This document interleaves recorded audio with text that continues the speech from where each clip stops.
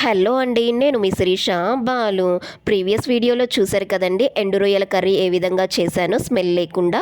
ఇప్పుడు ఆ స్మెల్ రాకుండా ఉండాలంటే ఎండు రొయ్యల్ని ఎలా క్లీన్ చేసుకోవాలో చూడండి. ఎండు రొయ్యల్ని తీసుకొని ఒక కళాయిలో వేసుకొని మంచిగా ఫ్రై చేసుకోండి. ఇలా ఫ్రై చేస్తున్న టైంలోనే మనకు ఆ స్మెల్ మొత్తం పోతుంది. ఇలా వేగుతున్న సమయంలో డస్ట్ కూడా పోతుంది, రొయ్యలకున్న పొట్టు మొత్తం ఊడిపోతుంది.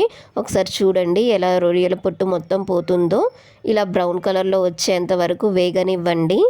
చాలామంది ఏం చేస్తారంటే హాట్ వాటర్లో డైరెక్ట్గా వేసేస్తారు, ఎటువంటి వేపుకోకుండా.